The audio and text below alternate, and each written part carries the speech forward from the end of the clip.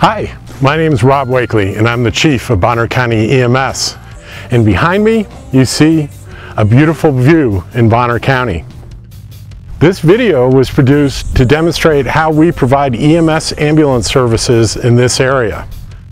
We're going to be showing you the places, introducing you to the people, and giving you a tour of the equipment that we use to achieve our goals. It'll run the gamut from showing you the back of an ambulance to demonstrating what a paramedic fly car is, what it's used for, and you'll even see our partner helicopter services Lifelight in action at the Sandpoint Airport. We hope you enjoy viewing this video as much as we've enjoyed making it.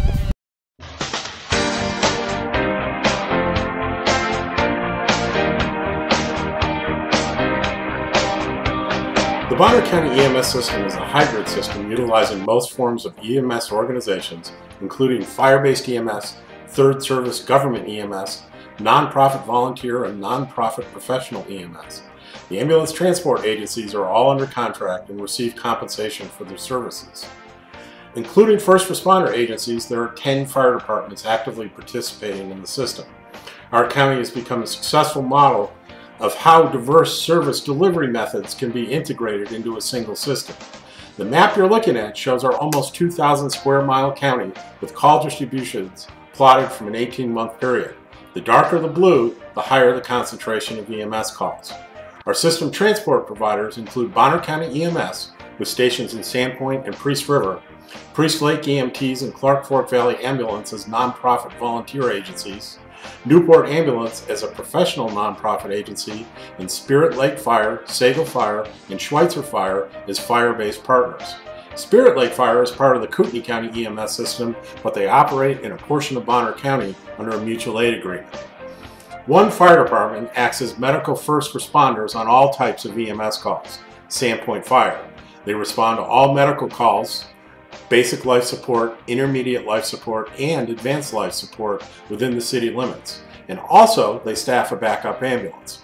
5 other fire departments respond only to advanced life support calls. That's Northside Fire, Clark Fork Fire, Owen Fire, Westside Fire, and West Ponderay Fire. This year, we're welcoming Kavanaugh Bay Fire in the Priest Lake area to our roster of first responders. This will bring the total number of fire departments based in Bonner County now in our EMS system at 9. This is significant because as recently as 2009, that number was only 2. The First Response Fire Agency receives supplies, equipment, training, and expense reimbursement for EMS costs. We have become and continue to strive to be a model of how diverse organizations can come together to deliver a consistent, high-quality pre-hospital care service. The key to our system continues to be collaboration. We've become leaders in the provision of rural and wilderness EMS in the state of Idaho. We chair the State Advisory Council, have representation on the Education and Exam Rules Task Force, the Agency Licensure Rules Task Force, and the Idaho Department of Transportation Strategic Plan Task Force. Our clinical practice guidelines have been adopted or are in the process of being adapted for other agencies in the state, including Kootenai County EMS. We've been invited to present our innovative programs at local, state, national, and international venues. Our total system call volume in 2012 was 4,242 calls, and about 39%, or 1,639, were dispatched as ALS, requiring a paramedic response. The countywide average response time for 2012 was 9 minutes and 4 seconds.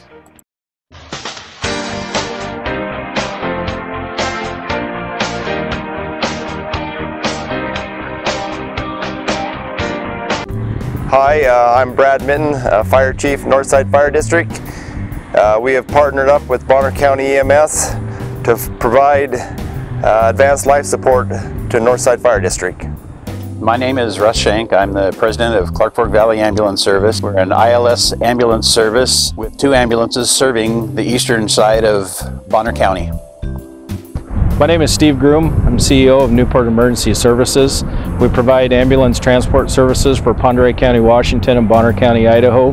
We cover a primary service area along the Idaho border, and we provide backup paramedic coverage for Bonner County EMS. And together we share employees and it works very well for us. I'm Dale Hopkins, Assistant Chief, Westside Fire District. We're a BLS First Response Agency in partnership with Bonner County EMS. I am Lesko Canis, Chief of West Bonner Fire District, and we do extrications and first responding to assist the ambulances between Priest River and Newport. Hello, my name is Gil Toomey, and I'm president of Priest Lake EMTs Incorporated, and we service the entire Priest Lake area with 2 ambulances and an extrication vehicle that we use for both on-road and off-road purposes. Hi, this is Spencer Newton, Fire Chief with the Schweitzer Fire District, and we provide transport ambulance service for the Schweitzer community. Hi, I'm Captain Amorebieta with the Sandpoint Fire Department. We respond on all EMS calls within the city limits, non-transport, and we also provide a backup ambulance for Bonner County EMS. I'm George Cordingley, Fire Chief, Clark Fork Fire and Rescue. I'm Bob Wathen, Fire Chief, Samoan Fire District. TJ Eigler, Lieutenant, Samoan Fire District and EMT Basic. Stu Eigler, Captain, Samoan Fire District and a EMT Basic training. I'm Rick Owis, Clark Fork Fire and Rescue, Firefighter and EMT trainee. I'm Buffy Owis, also with Clark Fork Fire and Rescue and also an EMT Basic trainee. Hey, we're here this morning to represent the East Ponderay Joint Fire Operations Area, which is a amalgamation of a fire district and a city fire department that protects an area approximately 200 square miles of northern Idaho. And we respond to all advanced life support calls in support of the local Clark Fork ambulance. Hi, I'm Bob Weber, Fire Chief of the Sagle Fire District. Jeff Littlefield, Engineer, Intermediate EMT. Hi, I'm Renee Hansen for Sagle Fire, Captain, and I'm in charge of EMS operations. Hi, I'm Josh Palki, Firefighter and Intermediate EMT. Sagle Fire proudly provides ambulance services to over 200 square miles of South Bonner County with 3 ambulances.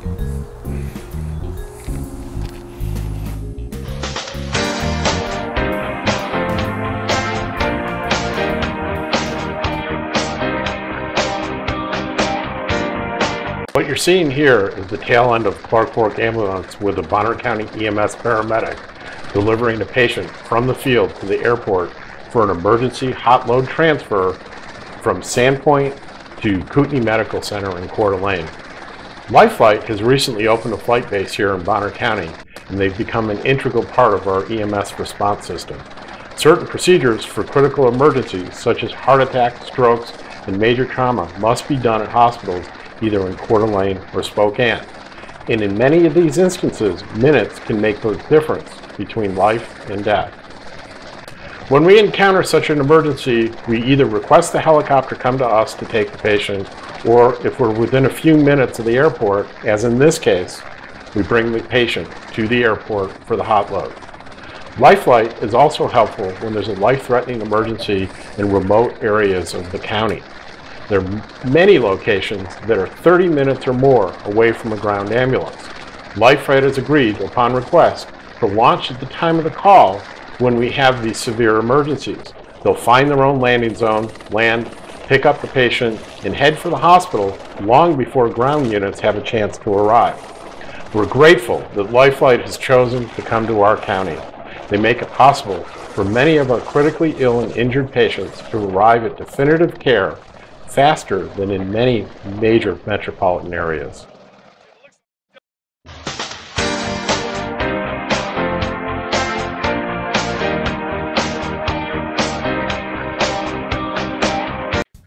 The quality of care in Bonner County EMS is extremely high. We hire and retain very good paramedics here. Our quality control makes sure of that. The quality assurance process at many other agencies is a punitive process, which we don't believe leads to an improvement in patient care. At Bonner County EMS, we approach quality improvement and assurance with education rather than punishment. And so we see a much greater compliance with our providers as a result. The name of our quality assurance program is called CRAM, Clinical Review and Mentoring, and it encompasses several things. First, of course, quality improvement, quality control. We read through charts and make sure there aren't any major protocol deviations. Secondly, CRAM also deals with the precepting of newly hired and advancing providers. in a consistent manner. We evaluate their progress through their orientation. We also use our CRAM process to critically review new ideas. Whenever a vendor comes in with the latest and greatest invention, we use the test of evidence-based medicine. If there's no evidence that this is the latest and greatest invention and won't benefit the county, then we say no thanks. Many other agencies use an FTO model, a field training officer model, where a newly hired or advancing provider is placed with one person for 3-6 months, however long it takes for them to get cleared. We take a little bit different approach, whereas we have one main mentor that stays with that person and oversees their progress, but that candidate is working with a variety of different preceptors. Whoever's on that shift is their preceptor that day. That allows that candidate to get a more diverse experience and acclimate to our system, I believe, much faster. At Bonner County, we've turned the entire system into a giant think tank. So any provider can come up with an idea for a way to do something better and bring that to the CRAM committee, and it's critically evaluated. And if that actually is a benefit to the system, then we proceed forward with it. Our medical director is Dr. Jenkins, and he specializes in cardiology. He's a cardiologist. So we've been able to stay at the forefront of emergency STEMI care, for example. We have a very progressive protocol for handling patients who have these STEMIs, that's ST, elevation, myocardial infarction, a heart attack in its simplest terms. The challenges that a Bonner County EMS paramedic faces are much different than the challenges that a big city paramedic might face. We have much longer transport times. We're with the patient for maybe hours in extreme cases. And so a paramedic at Bonner County must be much more familiar with the total continuity of care. Every month we have a case reviews meeting where we bring really educational cases that have happened over the past month or two to a round table where that provider who ran that call presents it and has the opportunity to share their experiences with the rest of the providers at Bonner County EMS and receive feedback from the doctor. Personally, I'm constantly learning. I don't ever want to be in the mindset that I've now reached the top of the mountain and I now know it all, because medicine is constantly evolving and there's always more to learn. Especially being a rural paramedic, you can't stop learning.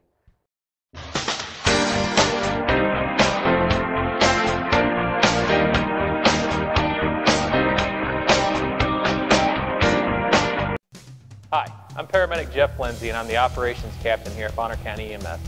Over the next few minutes, I want to give a brief overview of the key integral parts of our daily operations here at BCEMS, which include ambulances and fly cars. We hope you enjoy.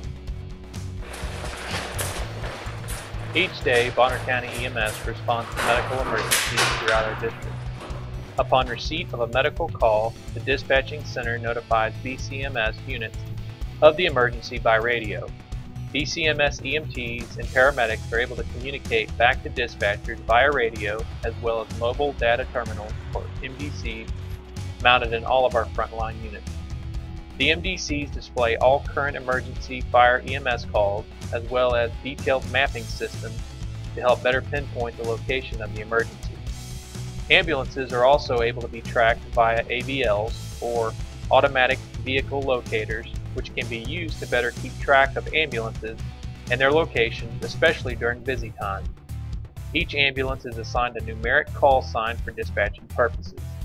The Sandpoint units are 3580 and 3581, with the Priest River unit number 3585. BCEMS ambulances transport to several area hospitals here in northern Idaho, as well as eastern Washington. The majority of our patients are transported to Bonner General Hospital here in Sandpoint.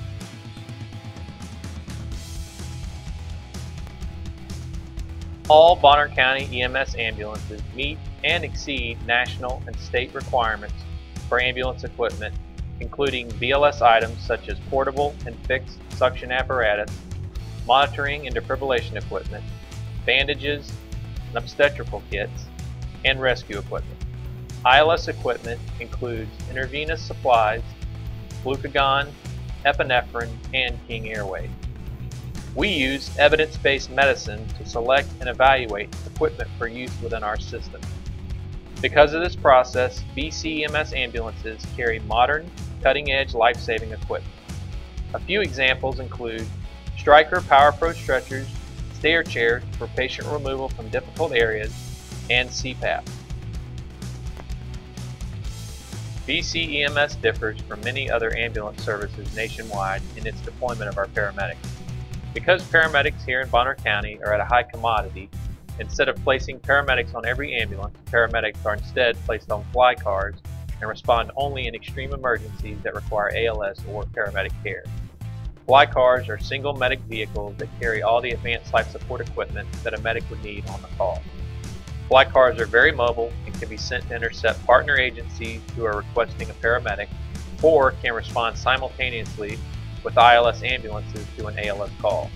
If the call is deemed to not need a paramedic, the paramedic will turn the call over to the ILS providers on scene and return immediately to service. This deployment system works very well in Bonner County. Fly cars carry an array of ALS equipment such as medications, IV pumps, and backpack-style ALS bags, which are helpful in the wilderness environment that BCEMS operates. Fly cars are also equipped with LifePak 12 and 15 cardiac monitors, which have the capability to monitor ECG rhythms as well as end-tidal capnography and CO levels.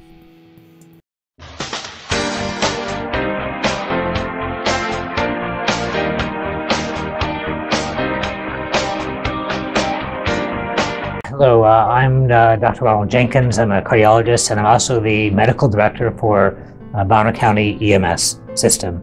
Have been so for the last 4 years, I believe. And I'm here to speak to you about the STEMI program. STEMI stands for ST elevation myocardial infarction, heart attack, garden variety heart attack.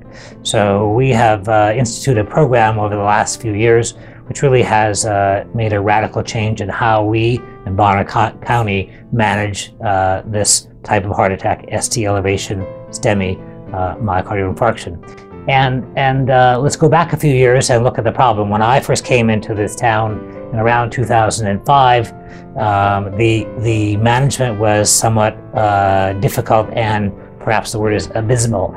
And what we noticed that we could not get people from Bonner County down to Kootenai County, where Kootenai Medical Center is, where we could do primary angioplasty to stop a heart attack in its tracks. What we really needed was the ability to take people from the point of presentation, their homes, their place of business, and secondly, if they were brought to the hospital or came to the hospital on their own accord, and we discovered they had a ST elevation myocardial infarction, we wanted to take them directly from the emergency room down to the catheterization lab at Kootenai Medical Center, and we wanted to do it, quickly, within 15 minutes or so. And so that was our goal, and we set out and we looked at all our options, and the best option was to train our paramedics to a critical care transport level.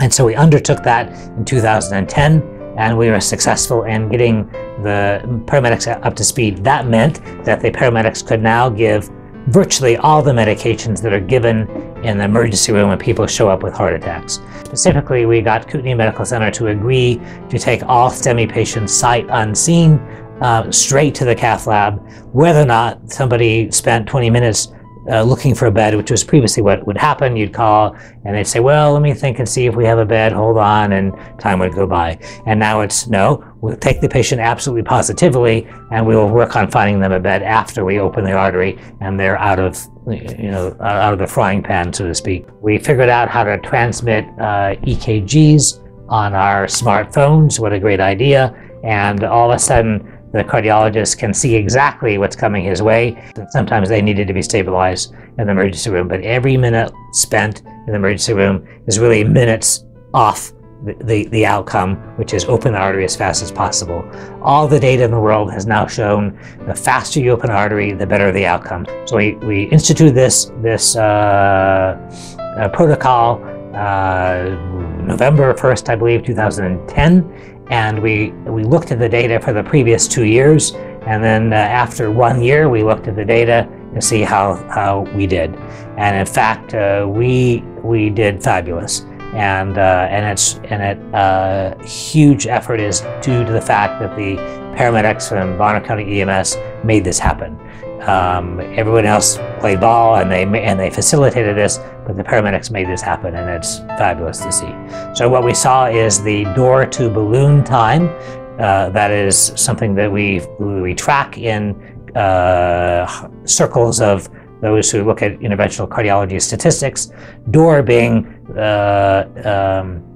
really, in this case, EMS to when we open an artery. So the moment the patient sees an EMS person, whether an emergency room or a paramedic in the field, and to the moment the artery is actually open and blood's flowing and the heart attack is stopped. So what we were able to show is that our door to balloon time went down from 183 minutes to 104 to 107 minutes.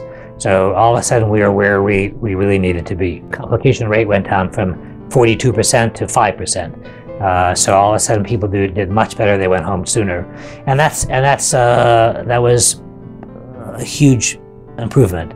It's been an excellent program, and I'm very pleased with the genuine efforts by the BCEMS paramedics, by the administration, by the county who supported this, by Bonner General who supported this, by the emergency room physicians, both at Kootenai and at Bonner General, and by the cardiologists that are appreciative to hear about these patients ahead of time, and such that we can be ready to take these patients at the moment they show up at the hospital. We keep looking at ways to improve things, and so we're still trying to figure out the very best cocktail of what do you give a patient when they're on the way to get an artery opened. Along comes a drug that's being studied called Cangrelor. Anyhow, this drug is an equivalent of an intravenous Plavix-like medication. If this drug pans out, which the studies that were presented in March in San Francisco at the American College of Cardiology, those studies go to the FDA. If the FDA agrees, then this drug becomes marketed and will probably be our go-to drug on the ambulance to be given to these patients while they're en route to have their arteries opened. Probably the one big piece that we really need is education of the community. And that's a tough one. And that is getting people to understand the symptoms of heart attack, getting them to know that if they call 911, EMS will come to them and start the right medications. It appears that still 75% or so of people with heart attacks are sitting around at home for an hour or two doing the denial thing, hoping the symptoms will go away. They finally realize that, okay, this is the real thing, and then they have someone drive them to the emergency room. And that is, I understand it, that's the way it's been for a long time, but if you can get a paramedic to you faster and they can bypass the emergency room, your outcome will be better.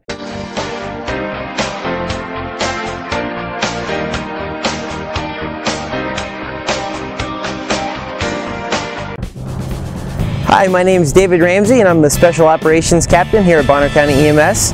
And I probably have the coolest division out of all of them at Bonner County because I'm in charge of this Special Operations team, which consists of the UTV and ATV during the summer months. And in the winter, we get to drive around on snowmobiles to help out those that are in need. So come along with me on this journey while I introduce you to my most excellent division. The Bonner County EMS Wilderness Response Team's mission is to provide access to the patient when conventional means are unable to get to the scene.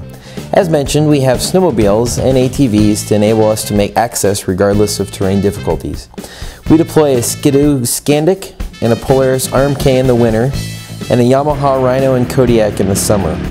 We are able to carry our patients from the scene to a waiting ambulance via an Orion rescue sled that has skis in the winter and wheels in the summer. This facilitates a more expedient means of evacuation that is also less labor intensive than carrying them miles over rough terrain in less than ideal conditions. The team uses a couple different models of deployment. Probably our most common use for the equipment is accessing the patient's residence when the ambulance is unable due to terrain or weather. There were several instances this last winter when the amount of snow and slope of the road made driving a large ambulance to the scene impossible or too dangerous. The snowmobiles were deployed in order to safely access the patient and transport them back to the ambulance. Another type of response the team would deploy is a wilderness rescue. Our role in a rescue is to be the medical resource, but we may still be requested to be in the field for an extended period. To make sure that this is done safely and efficiently, some members have additional training in wilderness medicine, survival, and mountain rescue. Wilderness medicine varies a bit from conventional pre-hospital care. Though based on standard principles of medicine, providers are trained to think past the presenting ailment. 2, rescuers have a potential to be with that patient for several hours or even overnight in a worst-case scenario. The responding providers must be able to see past the presenting ailment and know what will or could happen in the next 12 to 24 hours as the problem progresses. 3, the environment that the patients find themselves in isn't always the most hospitable. The third type of response, where the wilderness team may be requested, is an agency assist. The snowmobiles and ATVs are a county resource that may be requested to assist any of our partner agencies or law enforcement to complete a mission. We can either deliver the machines or deploy with trained team members to support the operation. Knowing that operating a special response team can be cumbersome on a budget, we try to intelligently obtain our equipment. The Polaris RMK snowmobile was purchased new in the summer of 2009 and the Yamaha Rhino new in 2012. The Skidoo Scandic was purchased used in the winter of 2010 and the Yamaha Kodiak was purchased used from the Bonner County Noxious Weed Department in the fall of 2012. The Rhino is also the vehicle of choice for the bike path between the Long Bridge and Highway 200 and has been utilized at special events ranging from Lost in the 50s to the triathlon in Priest Lake. I hope you've enjoyed this tour of our special response team.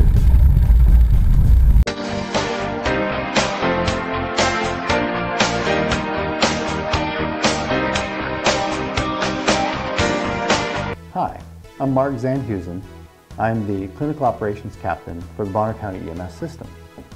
So far you've seen many aspects of how we provide EMS to the citizens of Bonner County through the collaborative efforts of our system partners.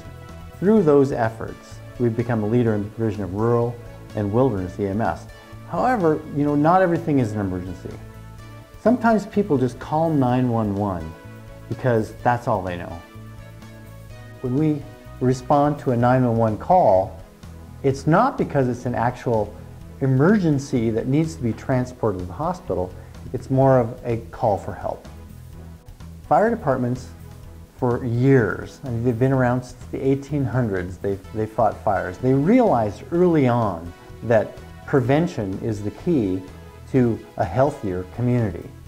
So they went out and did a lot of preventative services so that there are fewer fires now that they're responding on and more of the preventative type things that they're doing because of the technology and the fire prevention techniques and education that they do.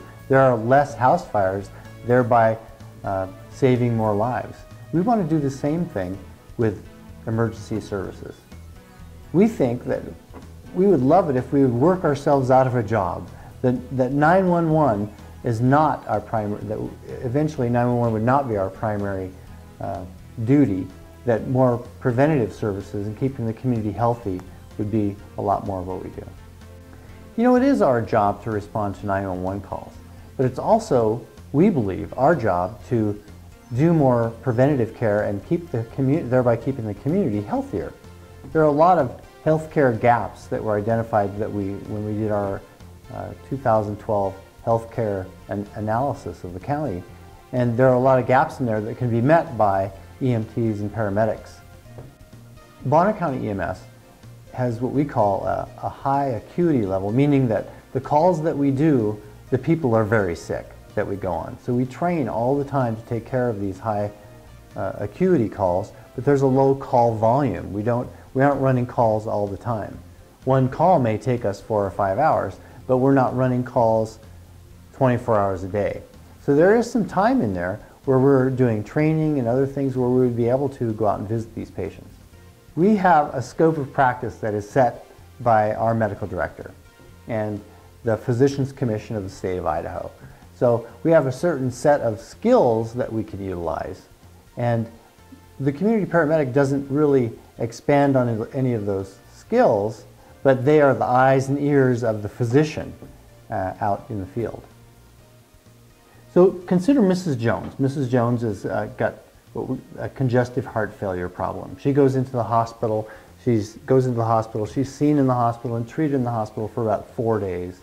She stays in the hospital. She gets better because we have such excellent care here. And then on discharge, she's given 17 different medications and prescriptions, and when you're in the hospital, you just want to get out of there. It's like, I've been here for 3 days, get me out of this place. So they give her the discharge papers and they send her home. She says, oh yes, I understand everything, I'll just sign these papers, just get me out of here, I want to go home. So she goes home, and then when she goes home, she has this nice diet that the dietitian has given her, and she looks at it and says, oh my gosh, goes to the cupboard and says, there's nothing but potato chips in here, there's none of these things on this diet, I just don't, so I'm just going to eat what I have, and I'm going to take these medicines. I think I kind of remember how I'm supposed to take these medicines, but I'm not sure. So she takes the medicines like she's supposed to, and 4 days later, she's calling 911 because she can't breathe very well. Her lungs are starting to fill up with fluids, and she's in trouble. So she calls 911. We arrive, red lights and sirens, take care of her. We treat her symptoms on the way to the hospital. We pack her up in the ambulance, we transport her over to the emergency room to see the physician over there. This is what we do currently. Community paramedicine means that we can do the right thing, what we feel is the right thing for our patients. So we show up on the scene, we treat the patient symptomatically, we take care of all their symptoms, they're feeling a lot better before we're ready to go, and then we make a phone call to the emergency department, talk to the physician that's on duty, who's our medical control, we contract with for medical control, and instead of transporting that patient to the hospital, talk to in consult with the physician, make an appointment with their primary care physician the next day. She gets to stay home, thereby avoiding an ambulance trip and a trip to the emergency room, and she sees her primary care physician the next day. One of the things that a community paramedic can do is visit these people in their homes. Paramedics make house calls. We make house calls in EMS all the time. And we could go and visit these patients in their homes and help them better understand their treatment plans that are given to them by the hospital. So for instance, on discharge, when the patient gets discharged, we'd like to become part of the discharge planning process at the hospital, where they are going through a process of saying, well, Mrs. Jones, you're going to go home, here's your medication, and we'd like some follow-up with you, but we see that you don't qualify for hospice, we see you don't qualify for home health, but you would qualify for a community paramedic to come and visit you and do a med reconciliation and help you understand how these medicines work and thereby keeping you out of the hospital. The sweet spot with community paramedicine is that we can hopefully lower the overall cost of your health care in Bonner County. EMS has been an untapped resource for many years. Most people think that 911 is all we do. But in the background, there are many things that we can do with the time that we have to help prevent a lot of the 911 calls that we go on.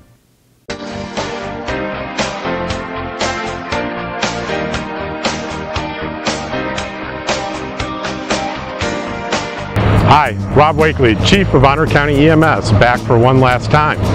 I'm outside the Stimson Lumber Company in Priest River. And now it's time to talk about our finances. Now that we've introduced you to the people, shown you the places, and you've taken a look at the equipment, it all costs money. And over the next few slides, I'm going to demonstrate how much in ambulance district tax income we're taking in, what that's costing per household and per person, how much in billing income that we're collecting when we actually bring patients to the hospital, and how that all breaks down into expenses. We're also going to show you how many people we have working for us and how much everyone is paid. One more thing though, I want to assure you that the cost of producing this video was very low. We used our own very inexpensive camera, and even less expensive video software suite, and we did all the work ourselves. After I deliver the finance message, I'll be back and you'll see me one last time before the video ends. As you can see, we will bring in $2.4 million in tax revenue this year, and that comes to $185 per household and almost $60 per person based on the 2010 census population data. We'll also collect about $600,000 in patient billing income, bringing our total budget to $3 million. We appreciate how expensive this is and hope this video has shown you the value we deliver for your generous support. This next slide shows how we're spending that $3 million budget. You can see the largest amounts are salaries and the contract fees we pay our partner agencies. Our partner agencies provide ambulance services in the more remote areas of the county. The majority of them receive $25,000 a year plus whatever patient billing they can collect. These two items alone make up just short of $2.1 million, which comes very close to using most of our tax revenue. Other expenses include leases on our Sandpoint and Priest River stations, leases on 2 fairly new ambulances, and the final payment on a $1 million loan made to Bonner County EMS back in 2006. Also, we have contracts to pay our medical director and billing company, fees paid to the county for 911 dispatch and insurance, vehicle expenses, medical supplies, and all the other sundry of items required to keep this agency operating. This shows the amount we pay each person. The full-time staff includes 1 chief, 1 deputy chief, 1 office manager, 3 shift captains, 6 paramedics, and 14 advanced EMTs. This represents 24 hours a day, 7 days a week staffing of 3 ambulances and 2 paramedic fly cars. Staffing levels have not only not increased, but they've actually decreased by 1 since 2009. Well, we've now come to the very end of the video, and I really hope that you're as proud of what we've done in Bonner County with EMS services as we are. And I want to sincerely thank you for your time and attention.